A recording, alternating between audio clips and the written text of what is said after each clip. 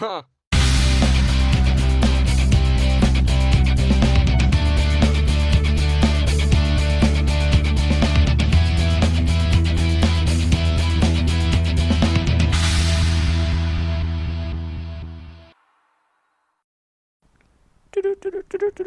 Update.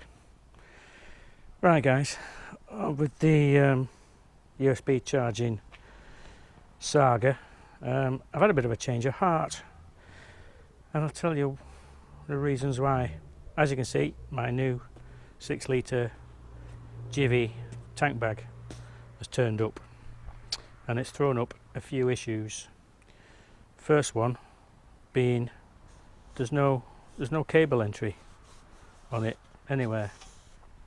So if I did have a USB socket on here or somewhere in this area, I've still got to get a cable from there to there, or around to here, or in through there, or if I mounted it back here, I've still got to get a cable up here and into here, and it's going to get trapped, it's going to be rattling about. So my plan is to keep the charging of electronic gizmos in the bag. So bear with me, these are my thoughts. If I have a battery bank in the bag, everything's sealed, zips are shut, rain cover can go on, etc, etc, etc, and everything stays dry. There are no wires coming from anywhere and all the rest of it. When the power bank gets depleted, I take the power bank, put it under the seat cowl next to the USB socket, charge it back up again while I'm riding. No problem. The only issue being is if the electronics are dead, the battery pack's dead, I've got to then charge the battery pack and wait for that to charge, but it's quite a big one, I'll show you.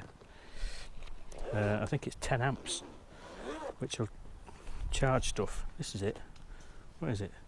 Yeah, 10.5 amps, so that's not an issue. So that's going to sit in there, tucked, probably somewhere down there. I can plug that in. It's dual outlet, 2.4 amp and 1 amp, so I can leave other stuff in there and charge that up as well. Plus, if I do leave it on, I'm not going to discharge the battery while the bike's switched off. So that was that plan, and all was going well until I take my phone out. Just open this up again.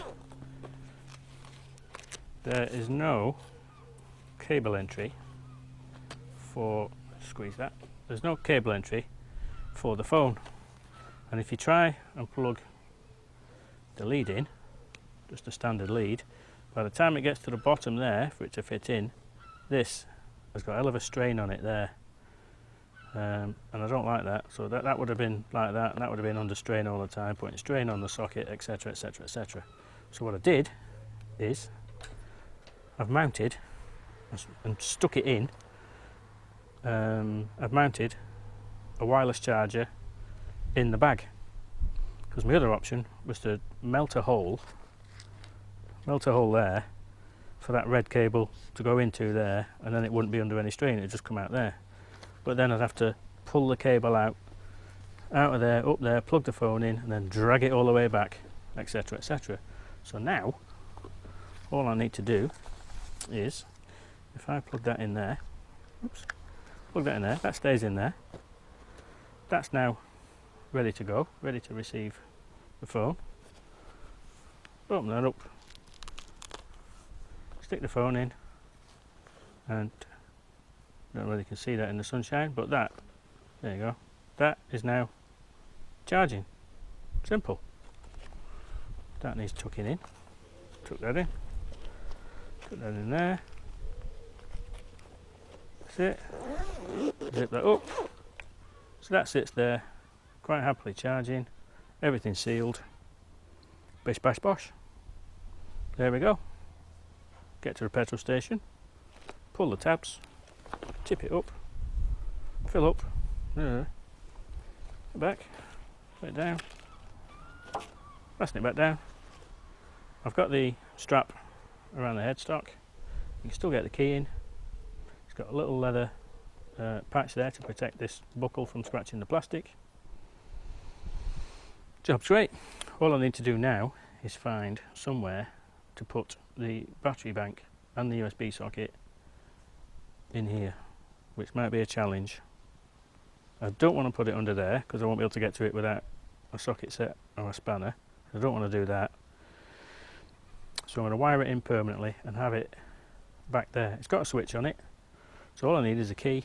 I can turn it on and off, leave the battery pack in there while I'm riding, while it's charging, and yeah, that's going to be my plan. So it negates the need to take this off, so it's all good.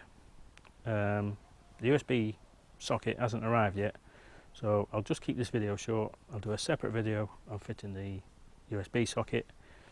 In the meantime, thanks for watching, and we'll see where this pans out. Cheers guys, laters.